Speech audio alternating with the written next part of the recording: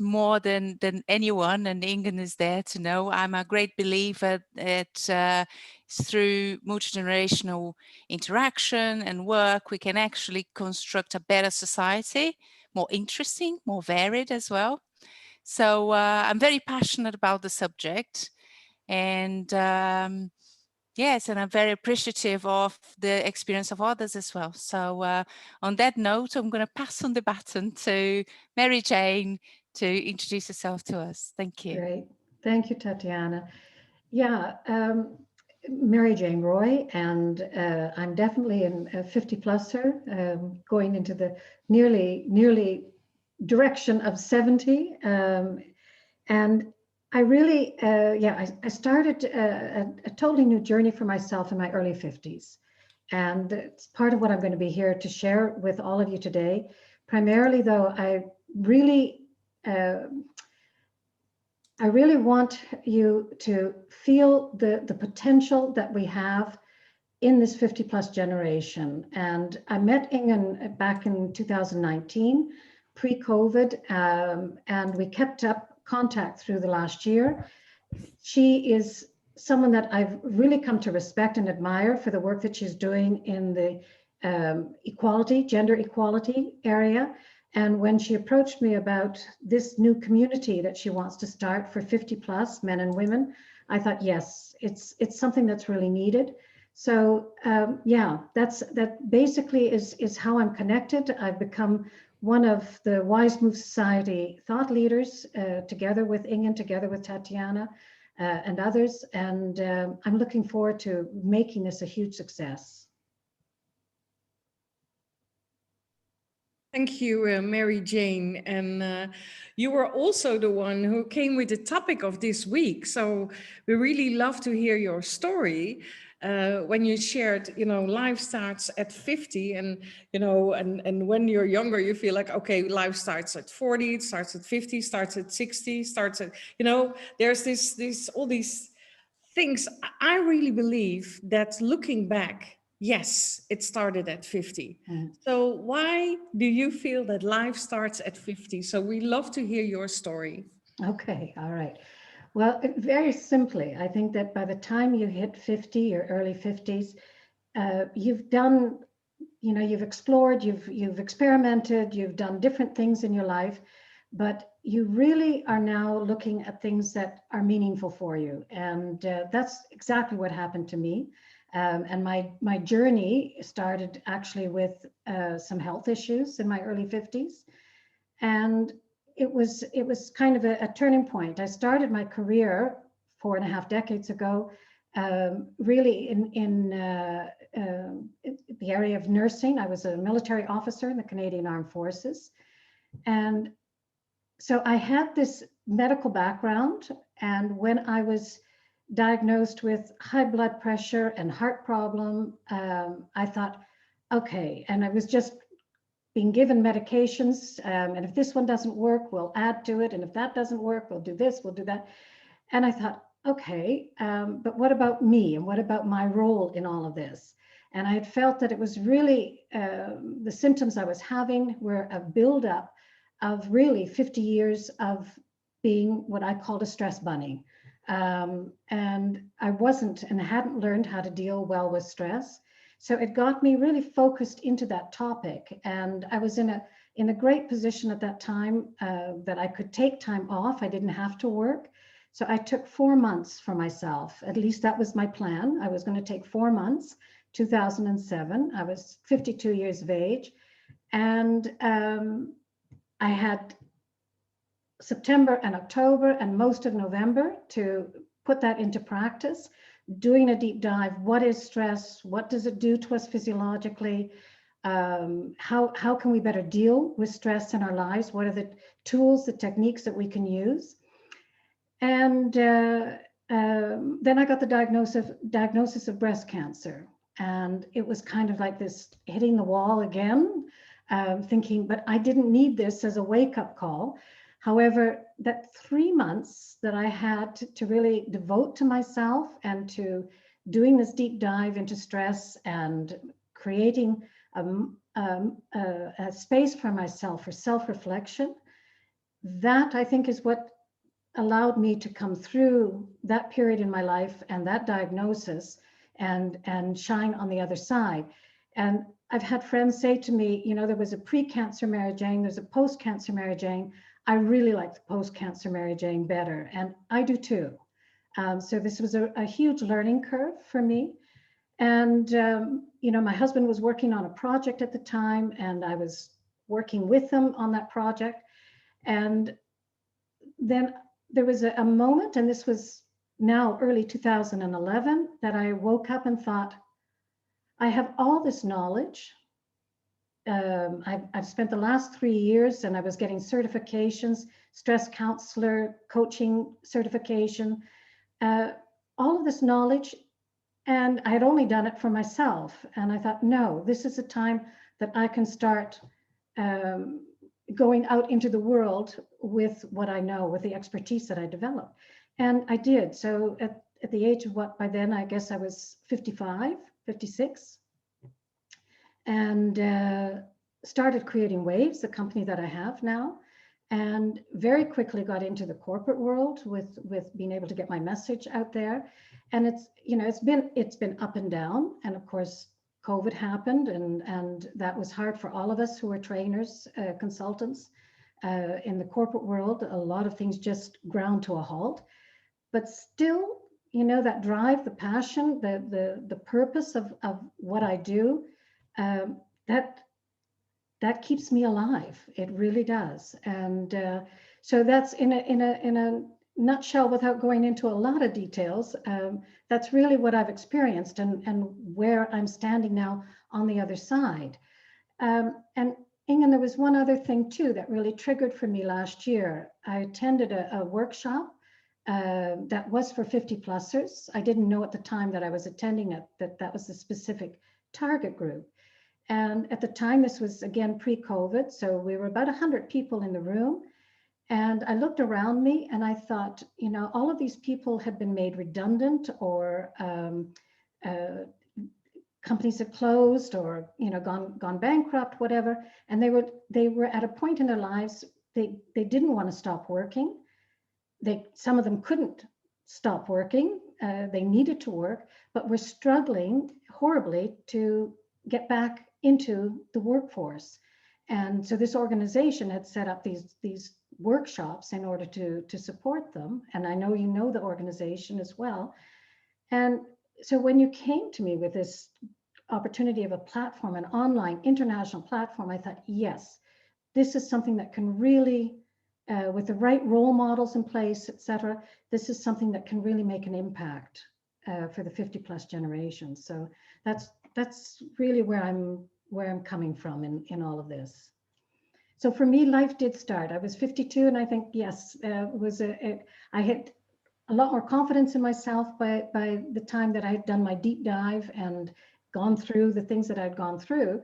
And that confidence I hadn't had in that first 50 years. So something changed, something dramatic in me changed, and has allowed me to really, put myself out there, taking risks, but still, doing what I love to do.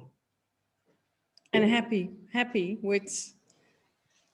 Absolutely. Yes, yeah. And that is what I loved also when we first met. And I think it was the last person I really met in real life before the whole lockdown. But it is your spirit that really attracted me. So thank you for sharing your story. And I would love to ask Tatiana. You do a lot of research on this age group, and I think that you probably recognize what she is saying and what she's sharing, and that happens a lot. And probably also that moment, that wake-up call, you know, this now I really have to do, and I have to act, or I have to change, or love to hear your perspective. Thank you. Thank you, Mary Jane, for sharing your story. I'm sure it means a lot to people listening to hear your experiences. And it's interesting because one of the things you mentioned is just finding yourself in this space that health-wise you're not great, but up to that point you didn't really realize that that you're sacrificing yourself. And I think that many of us go through adulthood and we don't see the time passing. So we live on this sort of high pressure, high performance, high energy kind of existence that is unsustainable. And when we get to a certain point, we are presented with an opportunity. We are presented with an opportunity to change. The change is not easy. I'm not going to play it down, Mary Jane, the change you made or the change that anyone makes at this stage, because there's a lot of stake. There's the financial side, there's the social pressure, there's all sorts of things. But it gets to a point that you know that you have to change because it's unsustainable. It's either you do something or something will be done to you. But either way, it will change. So it's a real opportunity. And the idea that life starts at 50, I love that. It's because it starts every decade, every 5 years. We do need to, it's like spring cleaning. The spring here where I am now, you do need to get rid of the things that don't serve you anymore and bring new things in and engage with them so you can carry on developing. And at this stage at midlife, particular, there's all sorts of things happening. A lot of people have their children leaving home, their parents are still needing to be cared for, health issues cropping up because things that you left for too long. And it is a very sort of transformational moment to start doing something. And we're going to pick on something, Mary Jane, you mentioned, because I love it, is the idea of confidence. We do play it down, the amount of confidence we gain from experience. It's something that comes up on my research and comes up on my practice, which is, if I do this, so what? What's the worst that can happen? And usually at this point, you've seen enough and lived enough to know that actually tomorrow is another day and you can pick up from where you stopped, where you left. So confidence is really something we don't talk too much about when you talk about midlife and over 50s at workplace, even though the research is out there to say that at this stage in life, we are much emotionally, we're much more stable and strong. So we are able to deal with stress. We're able to handle situations in a much calmer way, yet that doesn't get publicized as much. It's the fragility that goes out there and not the strength. Yeah. And I think that's one of the things that I think that the WIZE MOVE Society is trying to project out there. Strength, not only the fragility. Of course, you're all fragile in our own ways, but that's human nature, I suppose.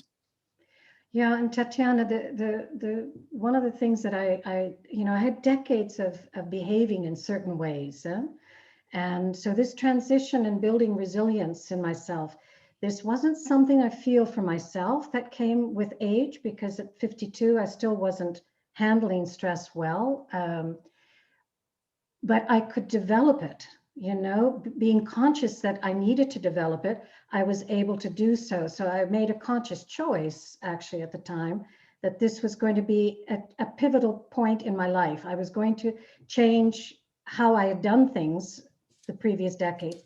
And it's interesting because I had really, and for those of you that know me, I'm married to a man who's really a go-getter, had lots of projects. And when he asked me to marry him 36 years ago now, I looked at him and I said, I'm going to grab onto your coattails and go for the ride. And that's what I did, for basically the first, 25, 26 years of our marriage. But what I did is I left myself behind. And I think you've touched on that too, Tatiana, that so often in our lives we're so committed to, our families or something else.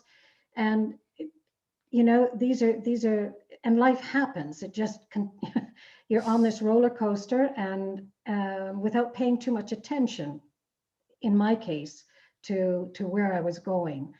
And that left for me, I think, a really big hole in me, you know, and it was because I had this wake-up call with health issues that I was able to stop and really confront myself. And I can remember in August 2007 when I said to Renee, I'm going to take the next 4 months for myself. I'm not going to look for work. I'm not going to do anything. I'm just going to take this next 4 months for myself, and I'm going to find out who I am, you know. And that was yeah, so it was a really confrontational time for myself because I was not feeling good in my skin, as the Dutch have a beautiful expression for lekker in my vel. That was absolutely, I was not liking who I'd become, actually. So it really was a confrontational time for me. It wasn't something I feel that I developed in the course of the decades, but something that I had to really apply myself to. And it's not easy, you know. I mean, these are changing decades of habits, and the way I think and how I approach life is not an easy thing. Yeah. Thank you, Mary Jane. And I really would love to also hear the perspectives of some of our guests. You know, you joined us because something in this life starts at 50. You feel like, yes, I recognize this, and maybe you recognize something in Mary Jane's story. So I would like to invite you. Maybe Govert, you wanted to join, so. So what was it that you felt like I need to be there, and do you recognize what Mary Jane mentioned, and of course Tatiana's well, more scientific approach to it? Well, let me, this is from my perspective. Like, yes, we go through a lot of stuff in our lives. And I just recently had a conversation with a friend who's my age. I'm 64. I practiced law in my life, came to the conclusion that that wasn't really working out. And now I'm 64 and I'm starting to think, what is a value? What do I care about? Where do I want to move? And while Mary Jane was talking, I was certainly thinking, where was I most productive in my life? And at this moment, I'm not thinking, where am I most productive? My focus has changed. It's not longer on being productive, but on meaning. Mm-hmm. That's more relevant to me. What is meaningful in this world? And also in conversations and connections, relationships. What are meaningful conversations? What are meaningful relationships? For the years that I have left, what am I going to do with that? And I think that's a focus that I wouldn't have had 20 years ago. I mean, in the midst of life, you're busy trying to make a career, and that's sort of no longer my focus. So it's freeing in a sense. There's no longer this need to achieve, because whatever happened before, it happened. I either achieved it or didn't achieve it. It doesn't matter. Meaning that's more important to me now. And so there's many things that when I look at, I had a client yesterday, and she talked about an organization I didn't know about, Land van ons, our land in Dutch, where people contribute without profit, buying farmland, but restoring farmland, making it ecological. And I thought, oh, well, that's a useful pursuit. How do I contribute to our society? And so there's many things that I'm still interested in, that give me energy, and that's why I do it. So is that answering your question? Well, absolutely. Well, it's your perspective, so that is good. But I do recognize a lot in your story, and probably Tatiana as well. You know, I hear meaning, I hear energy, I hear contribute, things like that. And I always talk about, if you look at the over 50s and especially the over 60s, and that is the age group you're also in, it is more about creating that impact. It is more about, not anymore about that career that we need to pursue, but it is about how can we really contribute to society and the economy. So probably, Tatiana, you have something more to share about it. Yes, thank you for sharing your story and your views. I agree, meaning and give me energy really stuck with me, these two ideas. And it's one of these stages of life that the collectiveness becomes really important.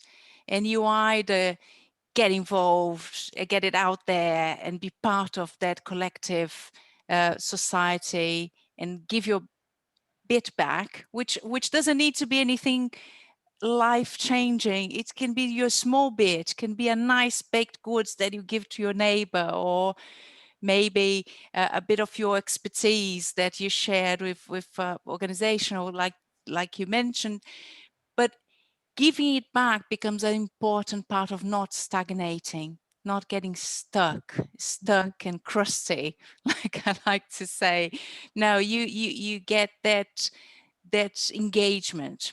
And I think engagement at this stage, there's a huge effect on younger people, because while they are there with the blinkers on, working hard and trying to make means met and earning their salaries and so on, paying the mortgage, there's this wave of wisdom bringing back to society. And I find that makes things move in a much more interesting and richer way than just one model of contribution in society. It's sort of the old Charles Chaplin sort of world of work, that everyone will work the same, exactly the same, until we drop exhausted somewhere. It's the variety adds to the mix. Mm-hmm. Yeah, absolutely. Yes, Govert? Well, while Tatiana was talking, I was thinking, in my career, like especially as a lawyer, there was a requirement that I would know with absolute certainty. I would know what was true, right, and wrong. And now I'm in the position where I think I don't care about what's right and wrong, but I'm far more inquisitive. And what you said also about social change is important for me. So the contributing to society, but in a bigger perspective, how do we live together? How do we want to live together? That's relevant for me. Mm-hmm. And so it's very useful to get out of the mindset where I need to know and rather be inquisitive, because I think there's a possibility to connect and build bridges between people when we start with the assumption that we don't know, but we can learn. Mm-hmm. Mm-hmm. Mm. And on that, interesting, because in the decade since I had left nursing and was hanging onto the coattails of Renee, my husband, then, I remember thinking to myself, oh, I'm so glad I don't have to, be in school or be studying or whatever. And this was one of the biggest changes I found when I started to go into my deep dive on what stress is, et cetera, and also the deep dive into myself. But I've become like a vacuum cleaner, wanting to, I think I've lost all these decades, that I could have been learning and have a growth mindset, et cetera. And one of the words, I mean, you used inquisitiveness, Govert, but for me, it's the word that I put for myself for 2021 is curiosity.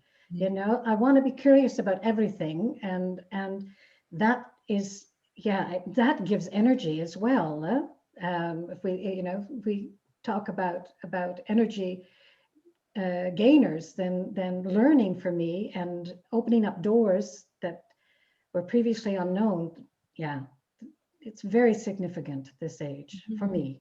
Mm-hmm. So far, we've been talking a lot about curiosity, Tatiana, in the sessions we've had over the last couple of weeks. And also in our launch event, Curiosity for You was one of the topics of your part of the launch, your speech. I think it's essential. Curiosity, and whether you call it curiosity, curiosity, or um, really be engaged. Maybe you can share a bit more about that. Yes, I think it's a fashionable term, but it's fashionable for a reason, because it's such a good thing to be curious and to engage with the world out there.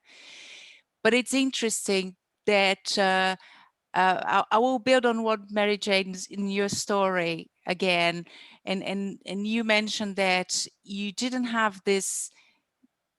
What happened to you was a conscious decision. You decided that you had to face the inquiry and find something within you. And it's the same with curiosity. You can't just say, oh, it will happen to me that I'm going to be curious. You have to put yourself forward to say, I'm going to be curious, even if I sound stupid, or if I nag people, or if I sound like sharing strange ideas and so on. So you have to be prepared to take on that activity of curiosity. And when you relax about what people are thinking about you, of having to be right all the time, and and having to come up with decisions very quickly, when you drop all that and you just, it's like snow skiing, when you just feel the snow and just go with it, then you can get a lot out of that process of curiosity. So again, it's not straightforward and easy, because our children can be curious because they're children and they're not concerned about being right all the time. But when we spend 20 years being right, then it's quite a big crutch we need to let go to be able to really engage with learning and developing. And curiosity is the sort of the way to learn, the way to grow. You cannot grow and learn unless you're curious. Otherwise, what you're doing is just emphasizing what we know again and again. If you want to think out of the box and learn some different perspectives, you can only do that by being a little bit curious at least. Yeah, it's definitely something that I would recommend to people to develop if they don't have it already. Absolutely. Yeah. Yeah. That was my next question. Is this something that you can learn? Because, you know, I was sharing this afternoon when we were having a session on the WIZE MOVE Society. And I said, I get this email, you know, from someone that I invited to, you know, to follow us on the Move into the Future. And he was like, oh, my perspective of this generation is completely different. And I know he's in that age group. And he was like, they're vain, they are stuck, they are, well, anyhow, all these kinds of words. And I felt like, wow. And what struck me most is that it felt like I have given up that guy. So we need to expect change from the younger generations. And then I thought, well, you know, if you really feel like this is what is going on in that generation, that they are, you know, not performing as they could be performing, we just give up on them. Or can we change their mindsets? Can we change perspective? Can we really move them into that action so that things will be changing? Tatiana, I think that's, you know, Thank you. it's one for you. Yes, I've got to say, Robert, you wanted to say something before I jump on that. Yes, and maybe I'm weaving things together, but I also work as a mediator. And so what usually gets people in trouble is thinking that they know what's true. And so there's different perspectives. And being curious as a mediator helps people see different perspectives. And once I help them see these perspectives, they start to see what binds them, and they're able to um, reach each other, let's put it that way, over these different perspectives, and see what the needs are behind what they are saying and the different realities that are there. And so this is where it's for me, it's a direct applications of curiosity, Mm. where curiosity helps. And basically my work as a mediator is helping people to become curious. Oh, that's brilliant. That's brilliant. And now, and sort of half answer the questions that Ingun posed, because he just gave us a tangible example of curiosity applied in a very sort of tangible, output focused way. Even though I would say curiosity doesn't need to be output focused, can be just for the sake of being. But there you are. It's a good illustration for anyone that's skeptic about being curious. And of course, we can develop our curiosity. But again, it takes a conscious decision to develop. We don't develop things by accident. If we're not naturally curious, maybe we should mix with people that are curious and then learn a bit from them, learning from observing how they go about problems, go and observe how they go about life and see if you can borrow a bit of what they do to see if it works for us. I would say there's nothing wrong of borrowing something that works for someone else to see how it goes for you. There's nothing wrong on letting go as well. Oh, I tried that. It works great for you, but didn't quite work for me. That's fine. You can try something else. So there's a lot to learn from other people. And I think being isolated, keep myself in a silo, that doesn't help. And that goes for different generations. And that goes for people with our own generation, because we're all so different. We all have such different lives and stories that, of course, we'll have different perspectives. But only by getting together, we can learn. A great illustration are these conversations we have. We're here, and in the past half an hour, look how many things we agree, we expanded, and we went on to think about together, because we are putting the time to do that. And I think that is the key to develop your curiosity. Mm-hmm. Mm-hmm. Yes, Yeah. thank you, Tatiana. And I do agree that it helps to, to be part of a community. And that is also why we started WIZE MOVE Society, because if you do this with other people, more like-minded people, and feel that energy that we're moving forward and that we're really contributing to that, that also helps to create new opportunities. I would like to ask Jobs, because, well, she's not showing her video, but she was in a conversation this afternoon on the in the community on online. So maybe she wants to add something, if she recognizes this, or especially in the work field. Jobs, are you still here? Yeah, Yes. yeah, I'm still here. Good. Yes. Yes, because we had a conversation this afternoon on the platform, Yeah. and it is, you did not choose to change into, make your own choices on the way, but you lost your job and been trying to catch up with what is going on in the workplace. So maybe you would like to share a little bit more about that. Yeah, I found in the workplace, my experience is that, for instance, the 50 plus generation that happened in the company that I used to work for did not get the same opportunities as the younger ones. They didn't receive the training like the others.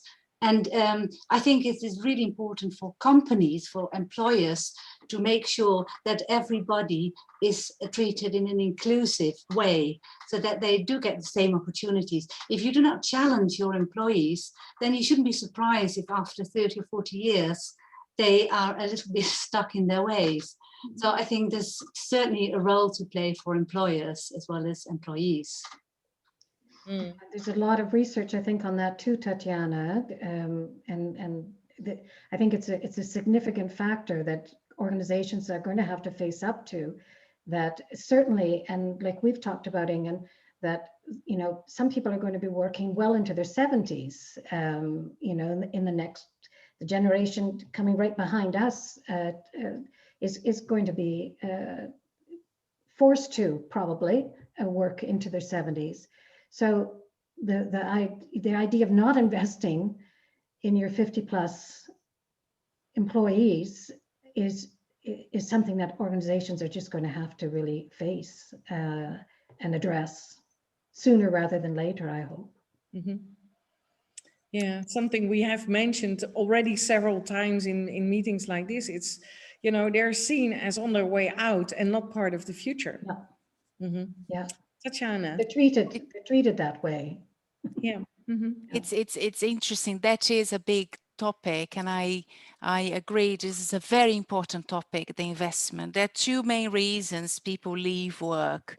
One is health, and the second one is skills. So not being skilled enough. And I think these two areas is the part of the challenge that we have ahead of us, is creating workplaces that don't make people ill, so we are able to thrive and carry on for longer, and creating workplaces that allow us to learn as we go along. That the model that you learn, work, retire, that's long gone. It's learning has to be part of work. There are a couple of interesting things there, that if you are in an organization that's very focused on the younger age group, you pick on that. It's what we call organizational climate. We pick on that ourselves, and you end up not putting ourselves forward to training, not putting ourselves forward to developing, because we assimilate that stereotype that we are on the way out. Mm-hmm. So this is very interesting. And the longer we are, the longer tenure in our organization, the more likely we feel that way.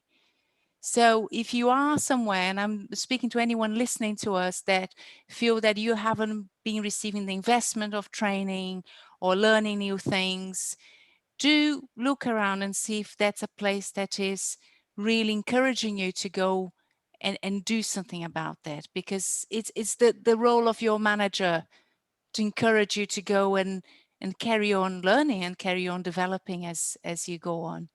So career conversations, Tatiana, they shouldn't end at a certain age. I mean, this is something that should be going on for as long as the person is staying employed in an organization, and finding out, I think, if you know, if their present skill set is adequate, or do they have other needs, etc. So, yeah, interesting. Can I just say something, because I'm so curious, because I have a cousin on this call, and I haven't seen David since he was a boy, and this topic resonated with him. I've been gone from Canada for many decades. David, can you, I don't know if you have video or able to come on and just say hi, because I'd love to hear what motivated you besides our connection yeah, to being here. There he is. And you're on mute, David, if you want to. Hi, can you hear me now? Yeah, and we can see you. Great, David. Nice to see you. My cousin. Everyone, this is my cousin. You have no idea how happy I am, next to tears, seeing you. Thank you. Wow. So long. Well, I'm 53.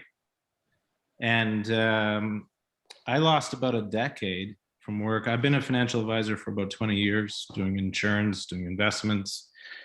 And surprisingly, or not surprisingly, all my clients are over age 50. So this is kind of in my wheelhouse. When Mary Jane, when I saw the message on LinkedIn, I thought, well, this has got to be something I've got to pay attention to. And I'm so happy that I did. And so what's gotten my attention, I said, and I think in the comment after the introduction to when we're going to begin this, was when I was younger, I couldn't wait till I was going to be in my 50s. You know, and everyone on this call is going to agree with this statement. That is, when you're, let's say when you're getting past 30, you're still trying to figure it out. And you're not quite And I love the saying, Mary Jane, because I've used it all the time, and maybe this is my European heritage as well, but you just don't feel good in your skin. Mm-hmm. And you feel like, what's wrong? Like I can't seem to get a stride. I can't seem to keep my feet underneath me. And you keep going, keep going. And when I was in my 40s and we had children, and I finally felt like, okay, I know what direction I'm heading. And then life, you know, knocks you to the ground with a couple of things. And it makes you think about, okay, what's really important? Why am I working so damn hard? Why do I care so much about everybody's opinion? Why don't I just do something that's going to make me happy, make my wife happy, make my kids healthy and secure, and forget about all the noise? And I just couldn't wait. And so I feel like I'm in the prime of my life right now. Mm-hmm. And one thing also I read in Napoleon Hill's Think and Grow Rich said there that a person doesn't actually reach their full potential until age 50. Yeah.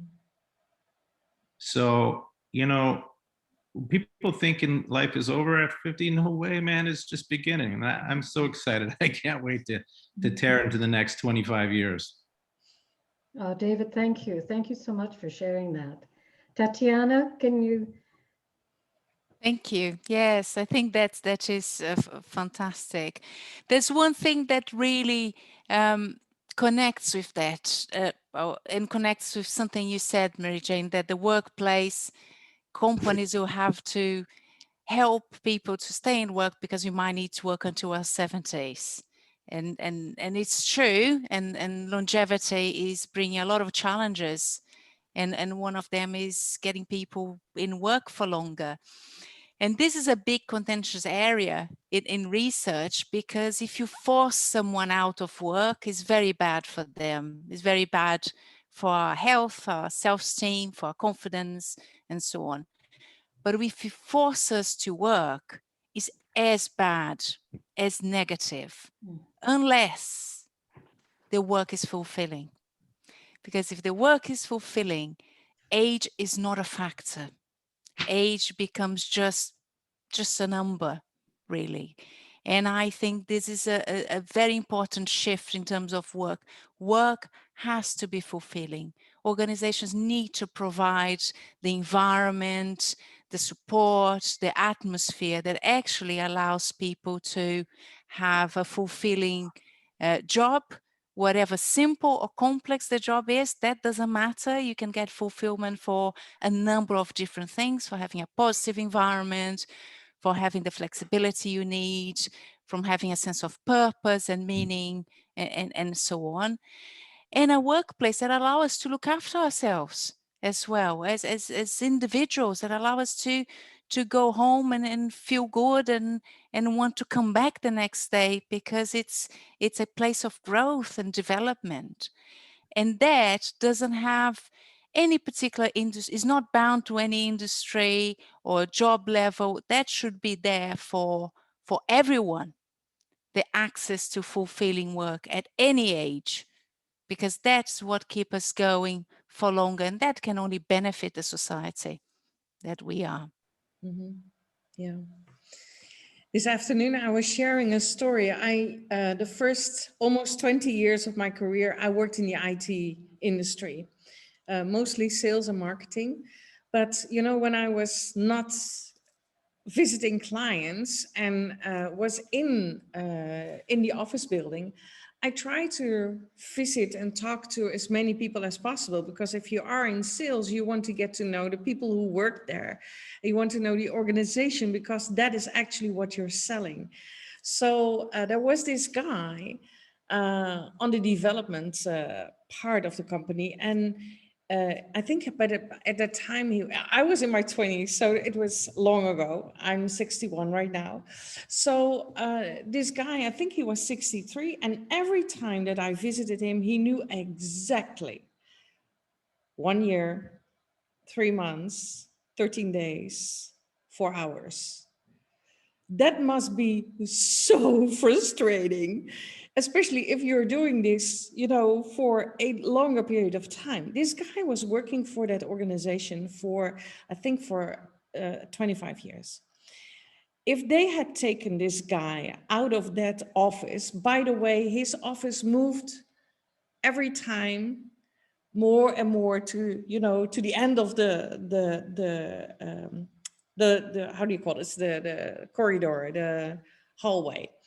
You know, it became more and more in the end. But anyhow, if they had been talking to this guy, okay, you know, step out of your office, we really need you now.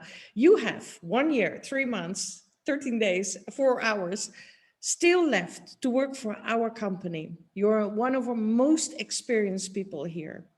What is it that you want to do for the rest of your time that you're going to spend here? That would have been fantastic. But now this guy was only, you know, when I was, of course, he asked me where I went and about my clients, and he was very curious about that. But every time it went back to 1 year, etc. You know what I'm getting at. Mm-hmm. It would have been so wonderful to get him out of that office and you know, really work with the younger, because of course it was a very young organization. Would have been so fantastic if he had been given that opportunity. And he was just counting down the days till this retirement. Yeah, absolutely. Yeah. And this is something we don't need, because it, you know, it's not motivating. There's no positive energy in it, in whatever way you're looking at it. Okay, so I'm looking at the time. We have a couple of more minutes left, so I would like to, you know, round it up a little bit and summarize what has been going on. So. And I'm sorry, but there's this beautiful picture of a lady here. Yeah, this is Shukofe. She's a PWN colleague of mine. Oh, yeah. And you know how to pronounce her name, so that's really fantastic. Yeah. I don't know if she wants to share a little bit about what she's been hearing so far. Yeah. There she Yes. is. Hello, everyone. Oh, you're even more Hi. beautiful in, you know, in real life than your picture. Thank you very much. I actually very, very much enjoyed this session. It was quite a learning session for me, because I haven't hit 50 yet. I just turned 38. But what you were discussing today was eye-opening for me, because sometimes even at a younger age, my age, because I run my own business, and sometimes it gets really difficult. I think that, oh my God, this is the end, you know, but just like it's rock bottom. But no, you know, the actual, as David was saying, that the actual maturity is at the age of 50. So I really enjoyed it. Thank you. Thank You're you welcome. for joining Thank you us. for coming as well, Shukofe. Yeah. For joining us. It's so fantastic, you know, that you are joining, because the things that we are talking about are so important for, you know, this age group, but also for the younger generations. And, you know, sometimes you do feel, I remember when I was 38, you know, and struggling with my career and my 2 kids at home, and, you know, all these things that were happening in your life, and you feel, wow, what am I doing? When is it going to happen for me? But, you know, it's everything that you do right now adds up to the moment that you're really going to shine. So there's absolutely, you know, hope. And Tatiana, you must feel good as well. You know, you're not 50 yet. So you're very, you know, it takes up a lot of your time, this age group. And you do a lot of research on it. But I've been preparing myself, Ingun, since my 20s. I want to get it right. Relax, it will happen.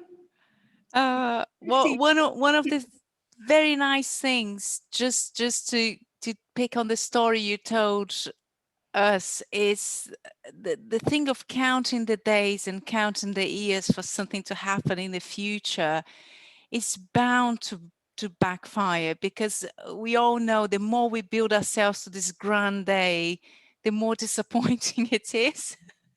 So I would say the time is now, whatever age, but the time is now for all ages. So not only for young people or midlife people, it's for everyone.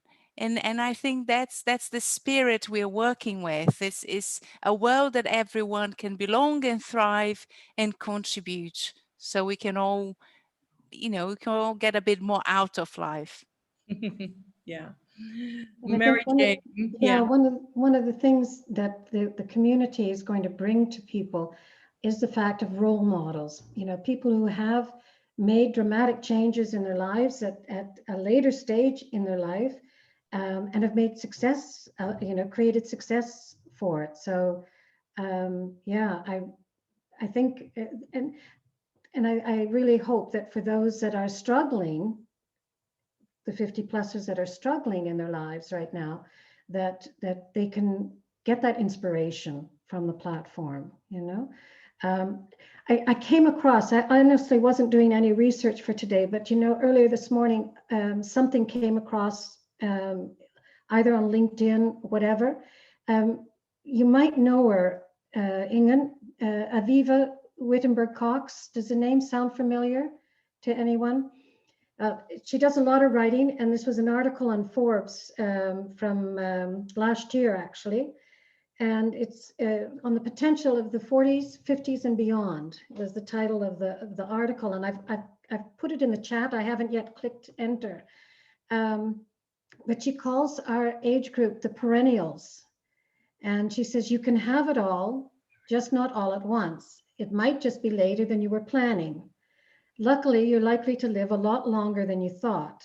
So wherever you are in these 4 phases, pace yourself for a marathon. The world needs you.